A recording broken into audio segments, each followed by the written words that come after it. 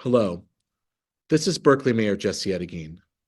For over 20 years, the city of Berkeley has proudly sponsored Holocaust Remembrance Day, and this is arguably the most important one yet.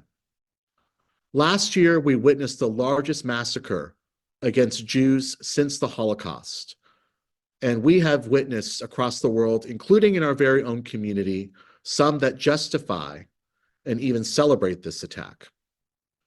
When the City Council declared today to be Holocaust Remembrance Day in the city of Berkeley, we witnessed in horror and shame when a Holocaust survivor who came to speak in support of this action became the target of harassment and intimidation by an anti-Semitic mob. I want to be clear that hate has no place in Berkeley or anywhere, whether it may be against our Jewish community, our Muslim community, or anyone. And we cannot let people co-opt the sad history of the Holocaust to espouse anti-Semitism and hate. And while I recognize the state of world affairs may make people feel sorrow and fear, know that the city of Berkeley will always be with you.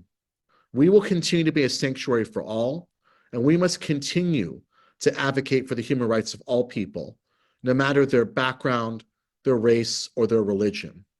We must take a strong and unequivocal stand against anti-Semitism throughout our world and even here in our community. And now more than ever, we must take action to ensure that never again truly means never again. I'm Sophie Hahn, Berkeley City Council member. I'm also the daughter and granddaughter of Holocaust survivors, and it's an honor for me to read Berkeley's 21st annual Holocaust Remembrance Day proclamation. Whereas the Holocaust was the state-sponsored systemic genocide of more than 6 million European Jews by Nazi Germany and its collaborators between 1933 and 1945. And whereas the Holocaust was a crime of shocking inhumanity, targeting for persecution and death 6 million Jews, and also Roma and Sinti people, those with mental illness and physical disabilities, homosexuals, Slavs, Poles, and members of anti-Nazi networks from throughout Europe.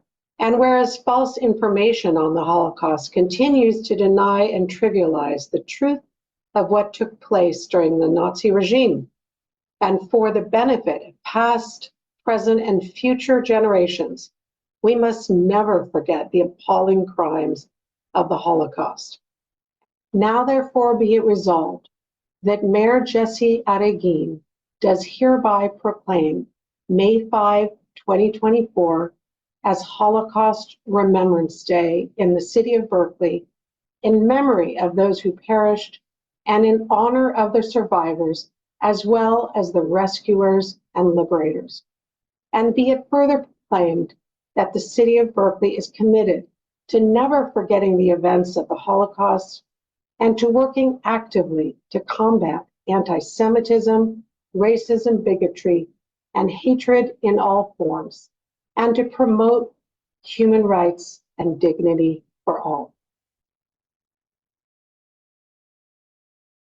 Hello, my name is Rita Clancy. I'm the Director of Adult Services at GFCS East Bay. I'm honored to be here with you today. After the horrific attack on Israel by Hamas on October 7th and the long war in Ukraine, the world has changed, and the Holocaust survivors worldwide and in our communities suffer from the earlier trauma to a much deeper level. We're here today to honor and remember our Holocaust survivors and those 6 million who were brutally murdered by the Nazis and their collaborators just because they were Jewish. Please join me in lighting the memorial candles to remember our loved ones, to remember the untold millions for whom there's no one to mourn, whose entire families were annihilated and who lie in unmarked graves, and all those beautiful children who never had a chance to live and shine.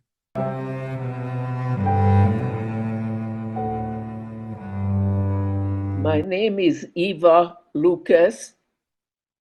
I was born in Budapest, Hungary I would like to light a candle in memory of my father, who was killed on his way to Mauthausen concentration camp. My name is Izali Zemtsovsky. I was born in St. Petersburg, Russia, and currently a resident of Walnut Creek, California. I am lighting a candle in memory of my loved ones who died in the Holocaust. Of blessed memory, my father, Joseph Zemtsovsky, my uncle, Zalman Pechatnikov, and my great-aunt, Fruma Berezin, who was burned out alive together with her 5 kids. May their memory live forever. I am Vladimir Igumenov. I am from Odessa, Ukraine. I am lighting this candle in memory of my grandparents, Leiba Biderman and Shifra Biderman, my uncle Abram Biderman, his wife and his daughter. Thank you. My name is Sofa Yudis. I am from Tashkent, Uzbekistan. I light 4 candles in memory of my father, Ushar Gaysinsky, uncle Tulia Gaysinsky, uncle Yasha Gaysinsky, and grandfather Isaac Gaysinsky, who died during the Second World War. May their memory be blessed. My name is Evelyn Lowen Apte. I was born in Görlitz, Germany in June of 1929. I'm lighting this candle in memory of my aunt, Hilde Grodnauer Natanzon, who was murdered at Auschwitz.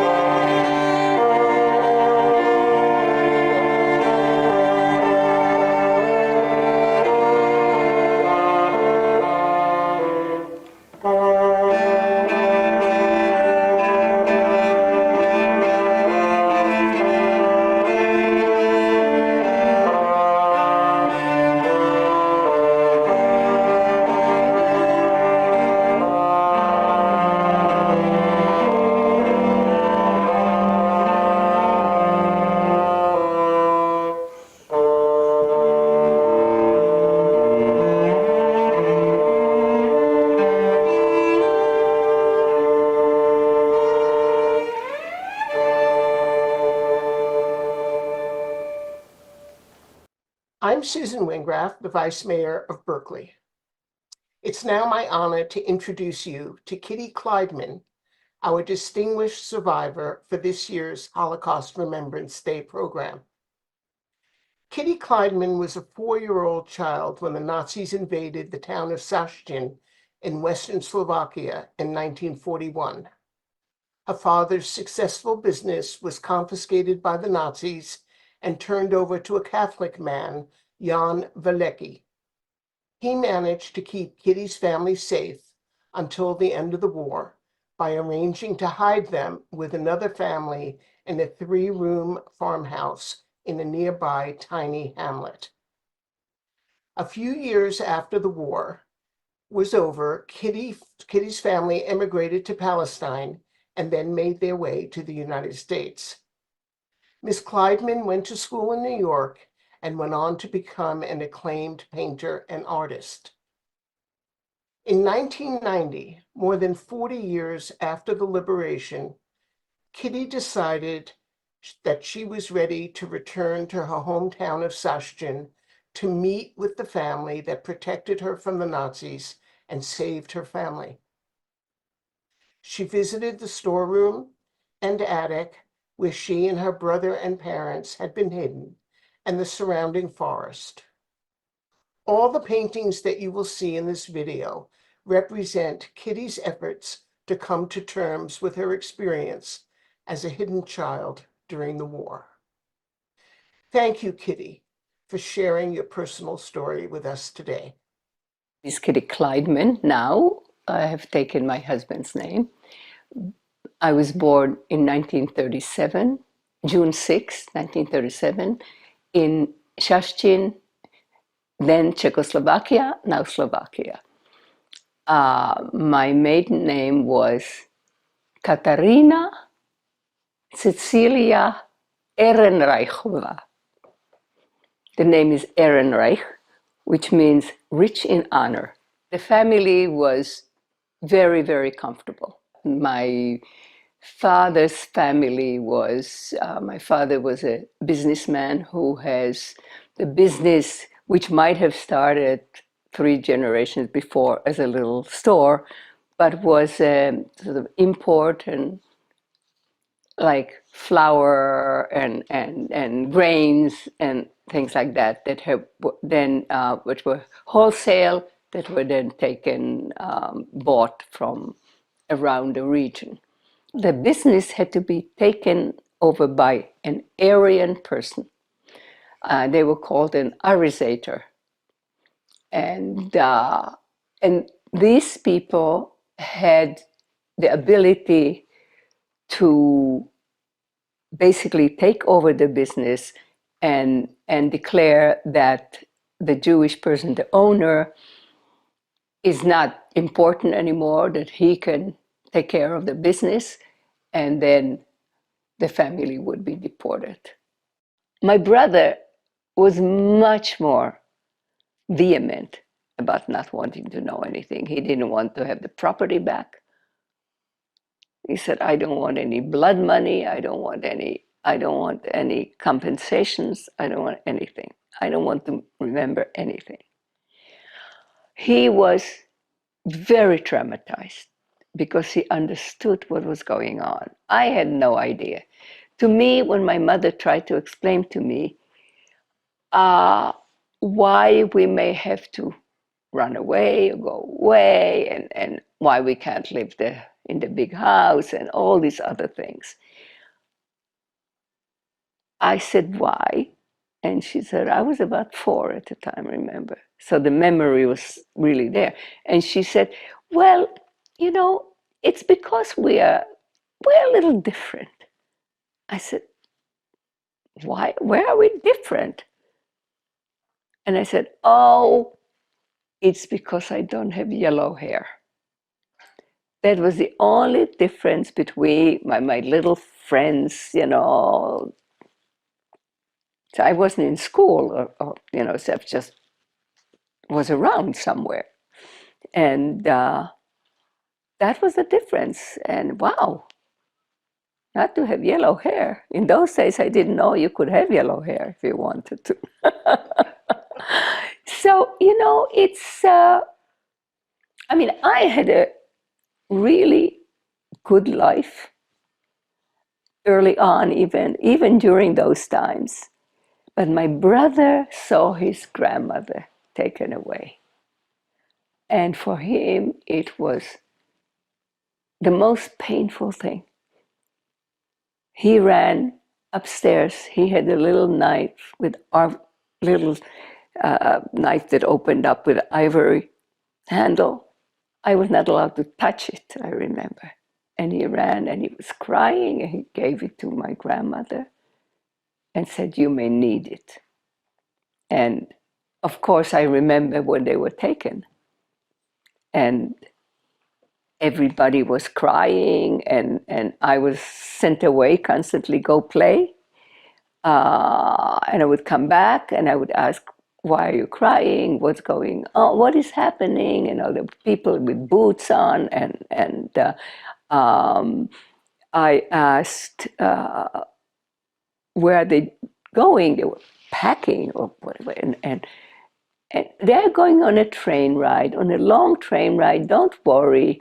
And I would say, "But I want to go on a train ride. I want to go." No, Kitty, you go play, it's busy, we are busy.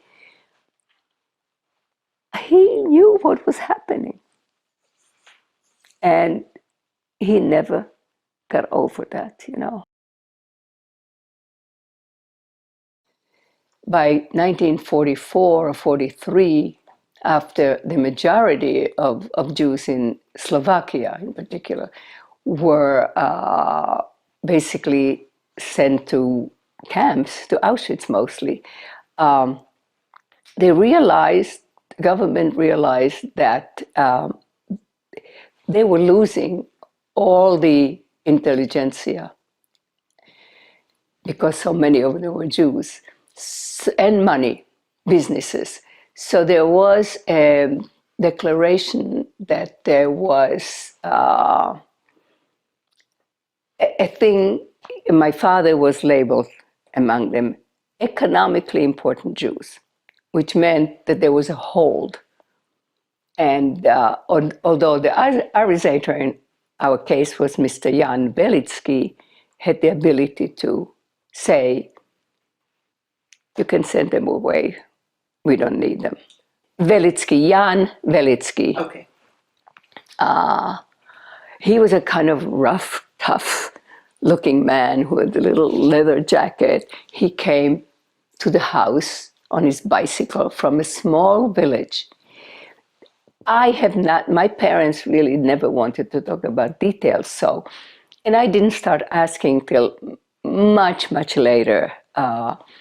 And I didn't know how the whole thing happened. He volunteered to do it. It was arranged that he would be appointed to be the arizator, the guys who Aryanizes the business.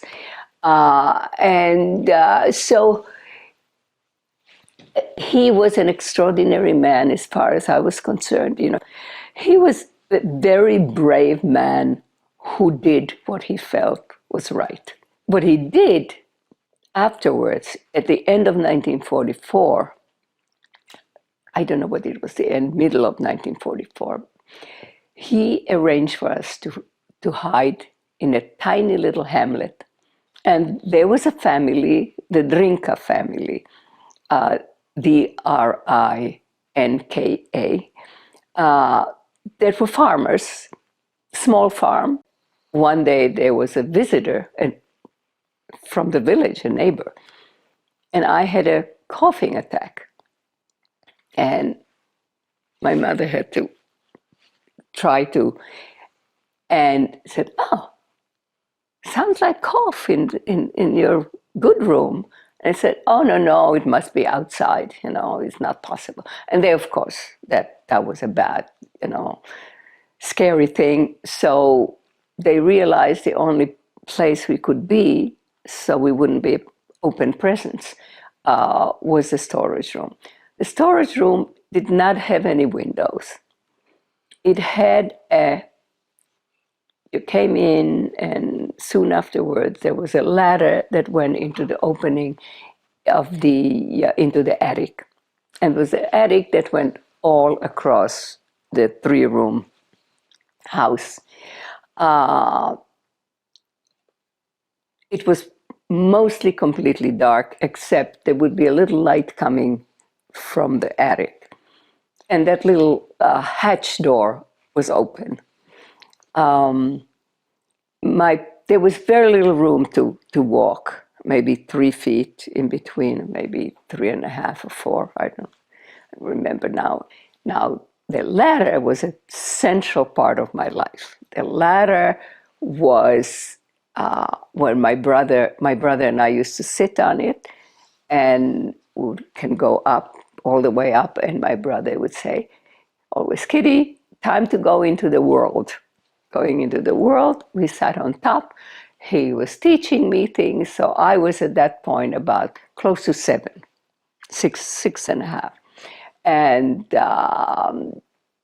he would teach me things, he would tease me, he would do any sort of things. And but that was a wonderful thing. Now, during the day, we could not go into the attic because, again, once we were up and maybe we were running a little or whatever, there was again somebody there, and we were told never to go up until everybody else asleep. But then, of course, we were asleep, so we very seldom.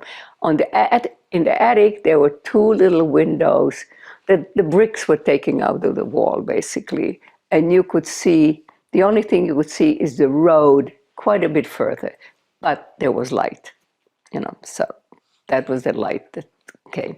Once a day, about, 12, 1, I don't know what time, when they came back from the fields and they had their big lunch, that was Mrs. Drinka brought lunch to us, and, she would knock 3 times, and we opened the door and she brought, and we ate what they ate.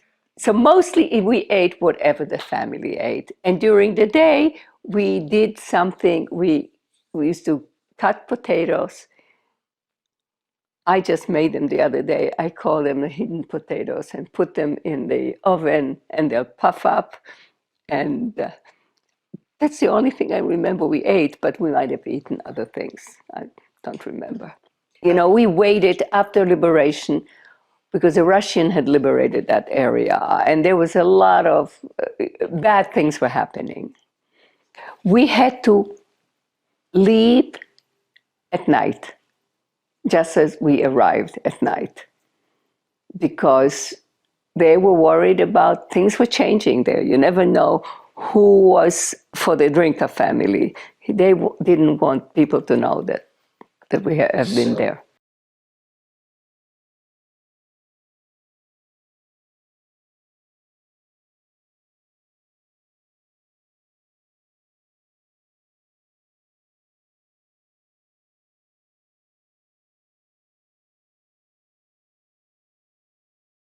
I did not want to do it. I was afraid of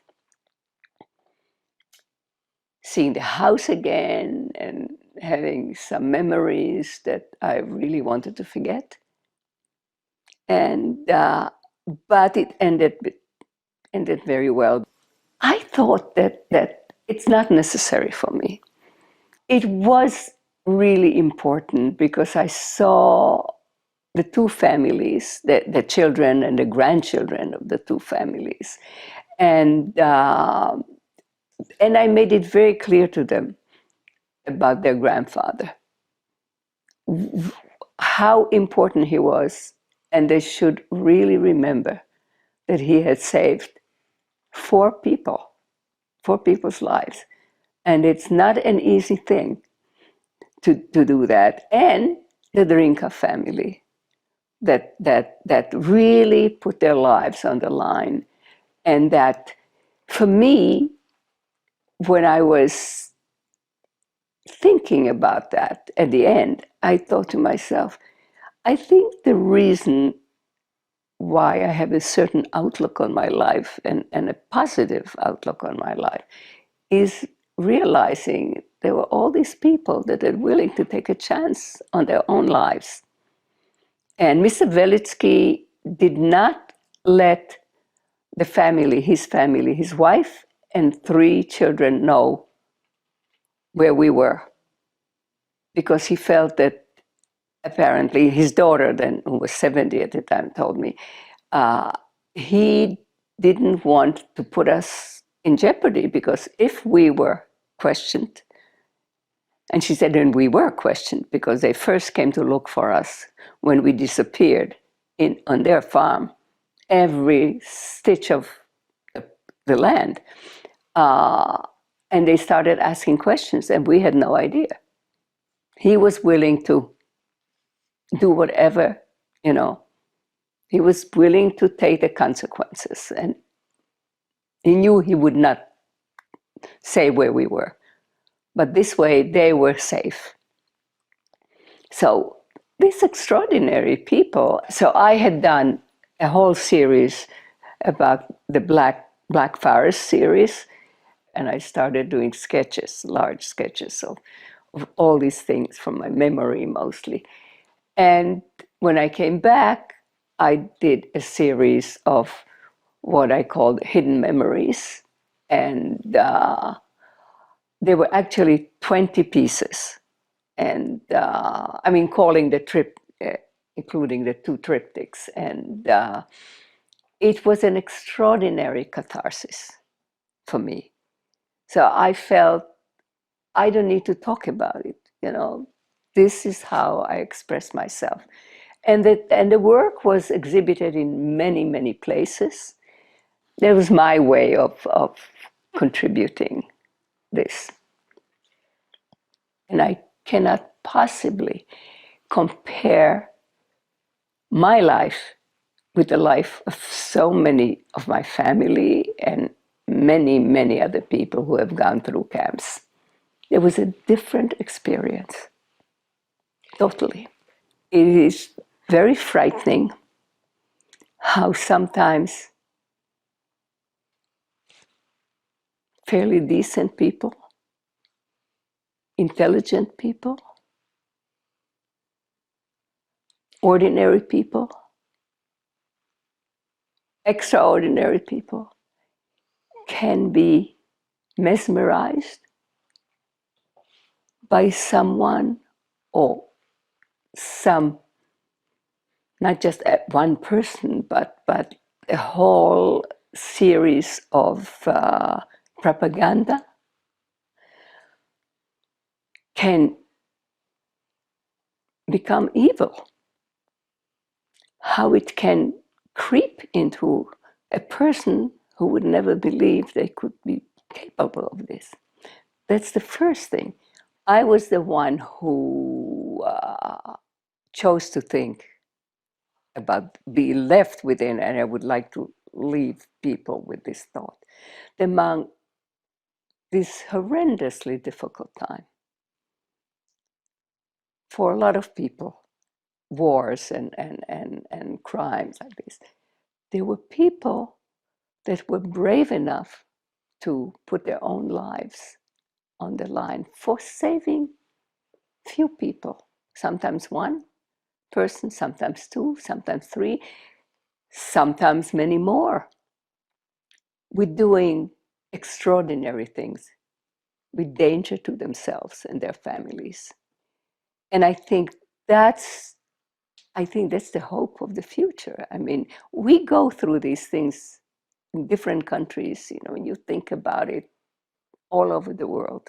There are wars, there are horrible things, and people ignore it, but there are still some people, not kind of thoughtless propagandas and things like this, but genuine people who quietly do it, very quietly, and put their own lives on the line. And I think we have to remember that. We can't forget it. Both of these, we have to remember both of these phenomena.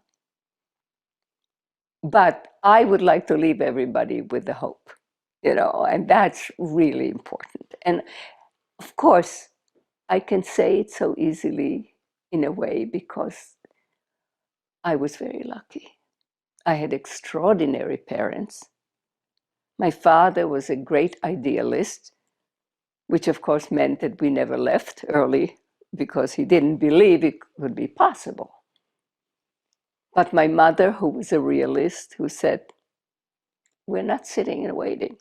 We're going to do anything we can to save ourselves and our children, and kept us believing in the good.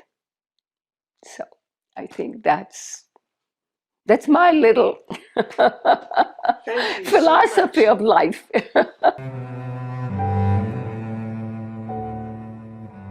I'm Ilse Eden. I was born in Berlin, Germany. I want to light 3 candles for my father, Richard Salomon, my paternal grandmother, Marion Salomon, and my best friend, Bloody Hoffman. This is a photo of my father as a soldier in World War I. I placed Stolpersteine for my father and grandmother. My name is Stuart Florsheim. I'm from New York City. I'm lighting this candle in memory of my grandfather, Samuel Falk, who was taken to Dachau on Kristallnacht by my mother, Flora Florsheim, my grandmother, and my uncle. They were able to flee from Germany and move to New York. And I'd like to mention that I also had the opportunity to play Stolpersteiner for them in Frankfurt about a year ago. My name is Tamara Etkina. I born in Moscow. I am like to light the candle in memory of my uncles Amromin and Lifshitz, who killed in Butterfield during the World War II. My name is Zinovy Etkin. I born in Moscow in 1937. I want to put candle for my uncle, which was killed during World War II. My name is Raisa Risman. I light this candle in memory of my grandfather and grandmother, Zelik Voskobойnik and Bella Voskobойnik, and 3 their sons.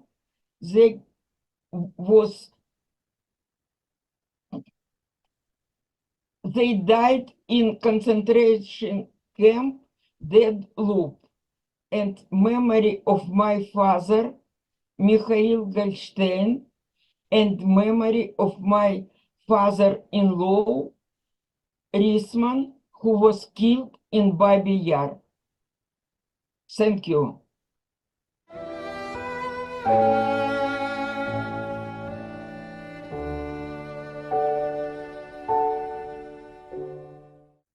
Hi, everyone. I'm honored to have the opportunity to share some thoughts for the occasion of Yom HaShoah.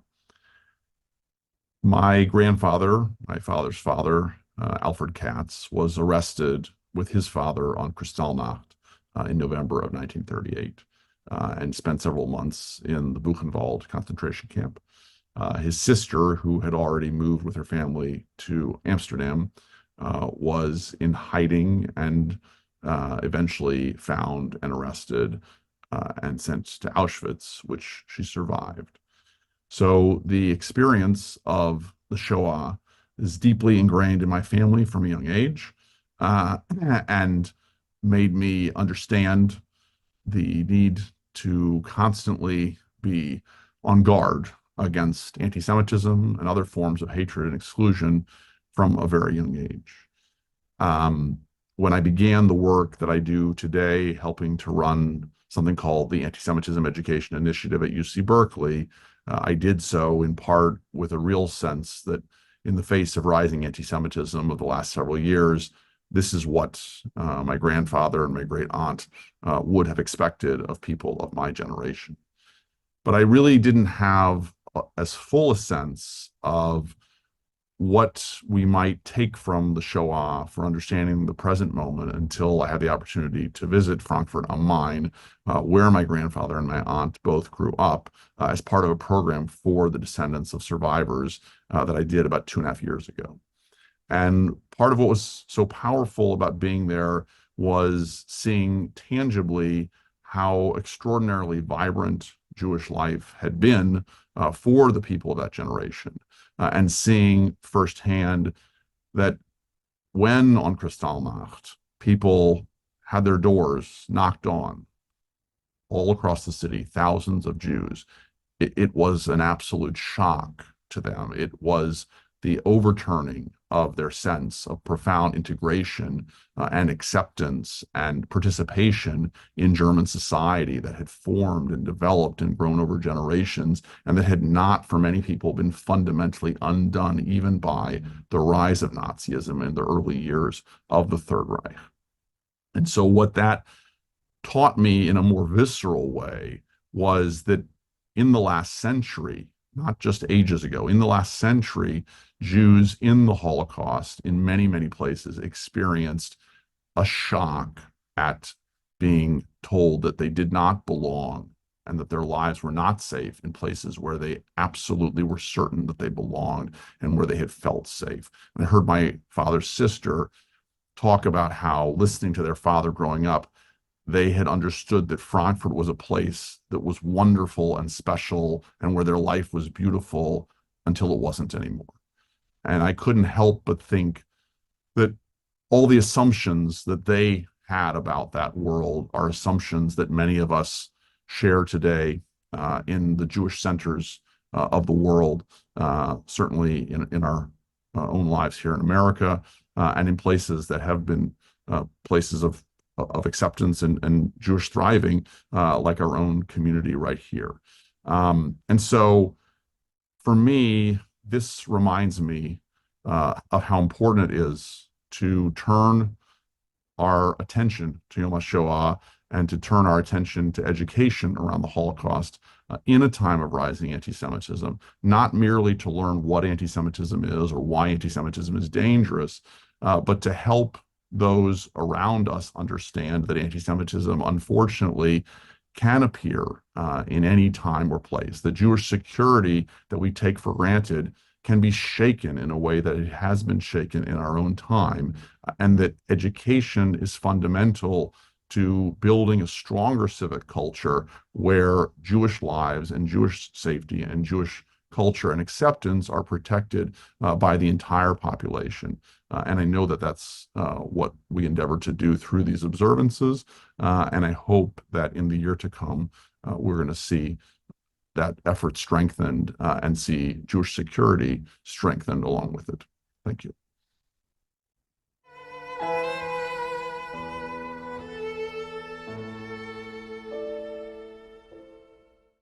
My name is Dita Bookstein, and I was born in Detroit, Michigan.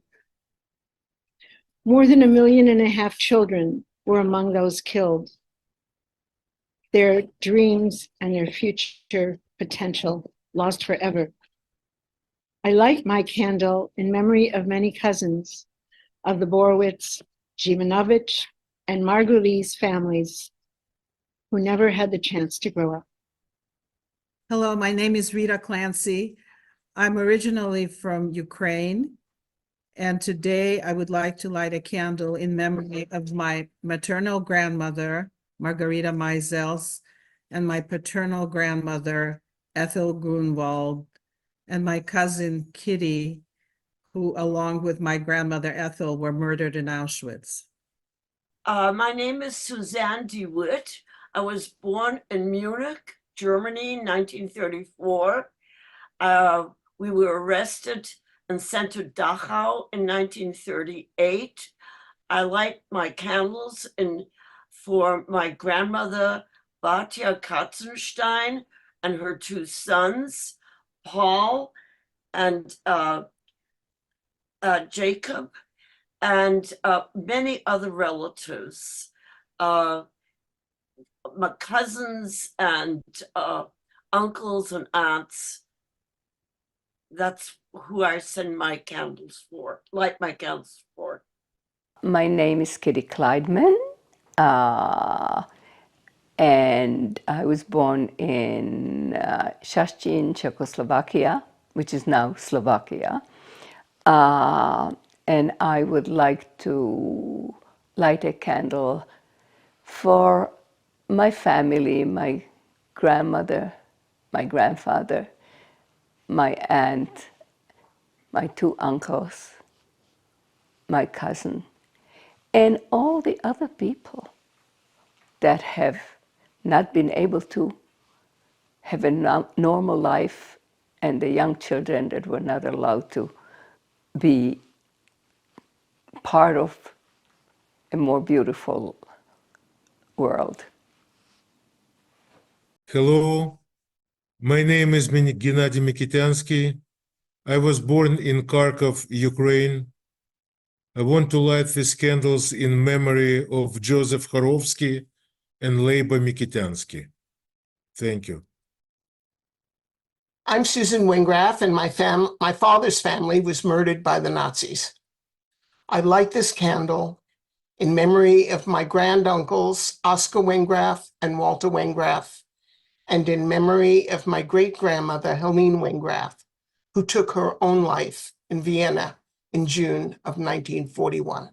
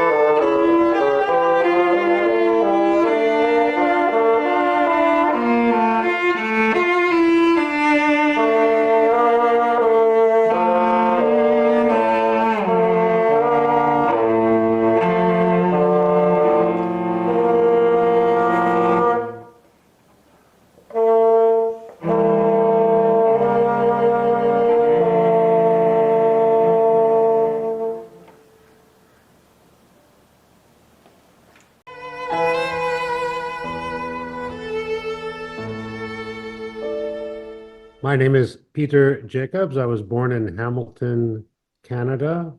I am lighting these candles today in memory of my grandparents, Erna and Martin Jakobowitz, and Gertrude and Zygmunt Gotthelf. Hello, My name is Anna Agrest. I am from St. Petersburg, Russia. I like the candle with memory of my father, Agrest Iosif, and my mother, Mihla Marhatina, and my sister, Rachlina Sima. Thank you. Hi, my name is Laurent Malachet. I was born in San Francisco. Today I'm lighting a candle for Chaim and Sarah Isenberg. They were from Warsaw. They moved to Paris, and then they were deported to Auschwitz and back to Poland to die. Hello, I'm Laszlo Samoji.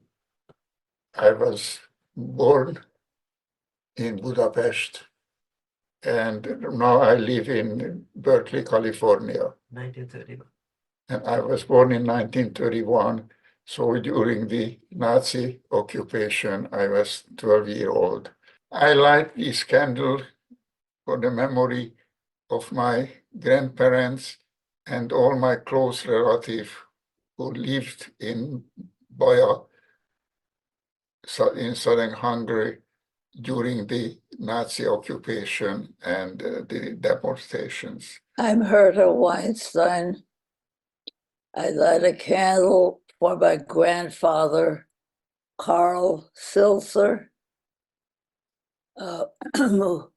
who perished in Vienna during the war. We don't have a date. Hello, my name is Marika Somoji. I was born in Budapest, Hungary in 1933.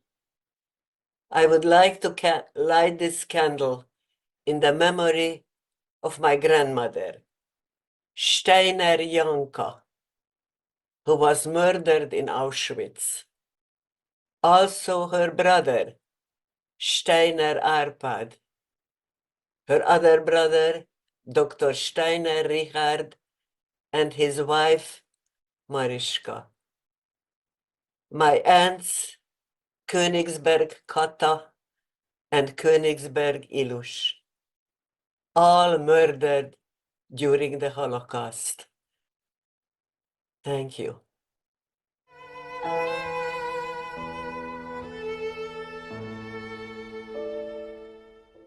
As we gather here today in the heart of Berkeley to commemorate the 21st Annual Holocaust Remembrance Day, I stand before you not only as a member of this vibrant community, but also as the great-grandchild of Holocaust survivors.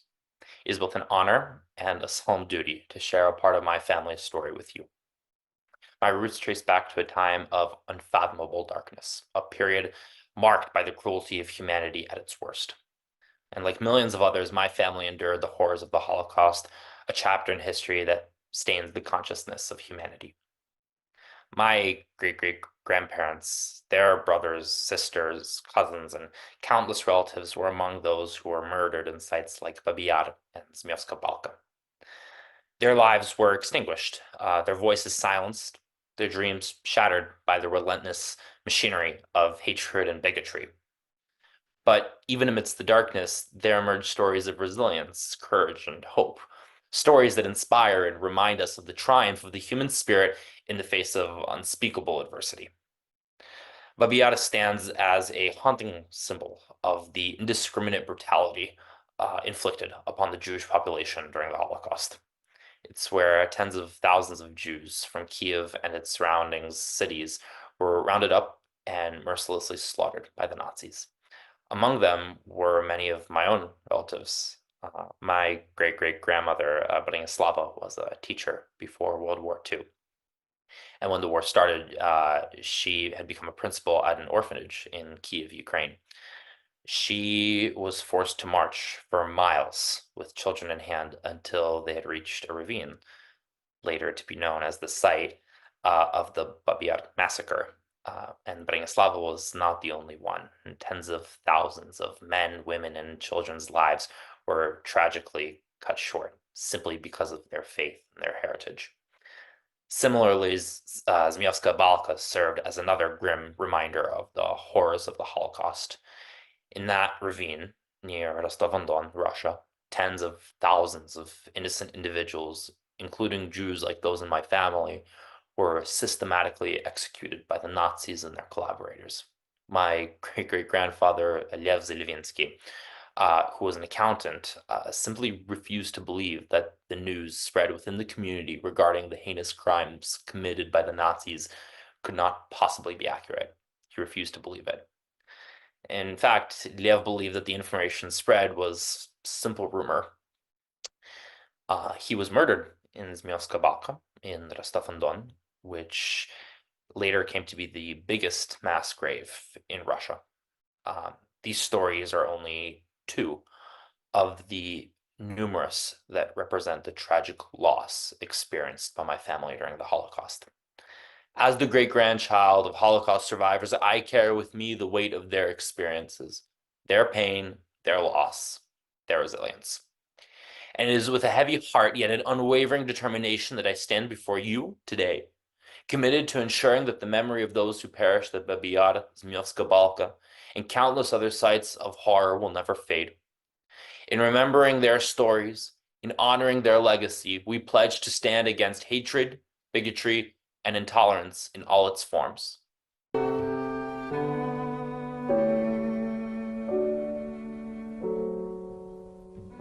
My name is Alexander Sherman. I am living right now in city of Khayele, California. I was born in city of Taganrog, Russia.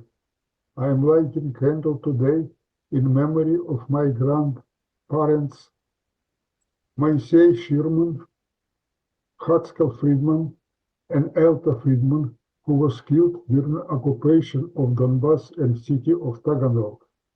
I am lighting my candle today in memory of my father, Eliezer Sherman, who was killed when he was in army on front, and of my late wife, father, Zalman Neistat, and her brother, David Neistat, who was killed when they were in army on front.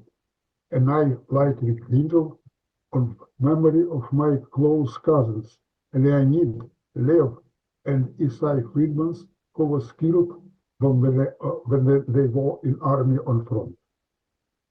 My name Samuel Yeshvaliner. I am born in Ukraine, city Dnipropetrovsk. In America address Concord, California.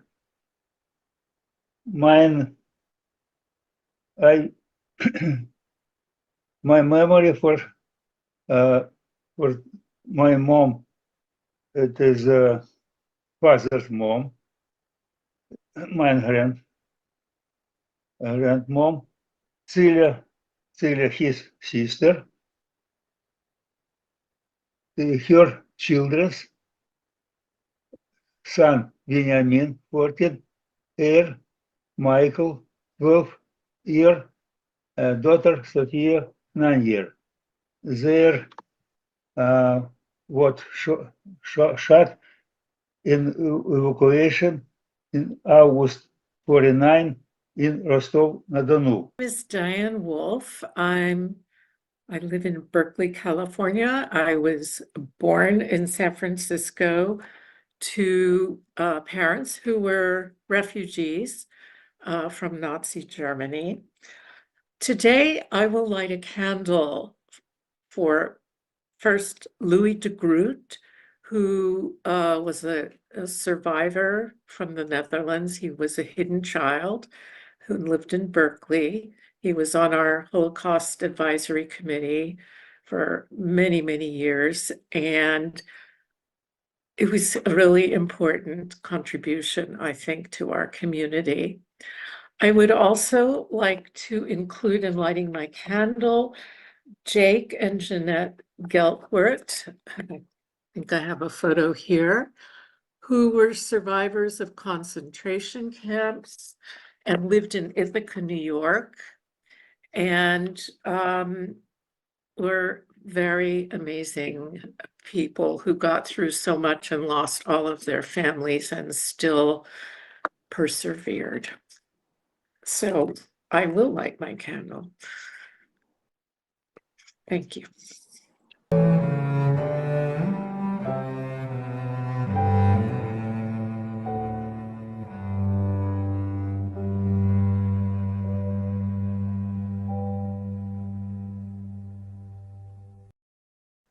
A small group of volunteers has been putting this program together for the past 21 years. Former council member Chris Worthington initiated this idea with his first program in 2002. When I was elected to the city council in 2008, I joined the group. And year after year, we do this. Why?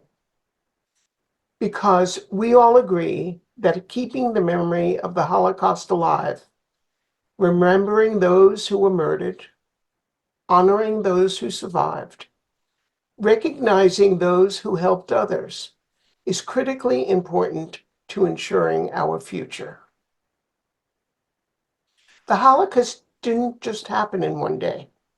It was the culmination of unchecked discrimination, racism, and prejudice in Europe over the course of centuries. From blood libels and inquisitions to pogroms. Some say that anti-Semitism is the world's oldest hatred. Be warned that if ignored and unchecked, this hatred can grow like a cancer until it threatens the very foundation of our democracy. We see that creeping up on us here and now, right in front of our own eyes. I ask myself, how do we empower the next generation to carry the stories to their children and grandchildren? How do we teach the next generation to challenge discrimination, bias, and hate? In a fragile democracy like now, remembering that the Holocaust happened and educating our youth about this dark chapter is essential to making sure that history does not repeat itself. And we know from hearing the overwhelming number of stories of atrocities, suffering, and tragedy, and we understand that humankind's capacity for evil seems to know no bounds. But we also learn that, as in Kitty Klaidman's experience, we need to pay tribute to the ordinary men and women who acted in extraordinary ways, helping and sheltering and rescuing those in danger. Individuals who were very courageous and brave and righteous, who were willing to put their own lives at risk to save others. That gives me some hope. Thank you for joining us today.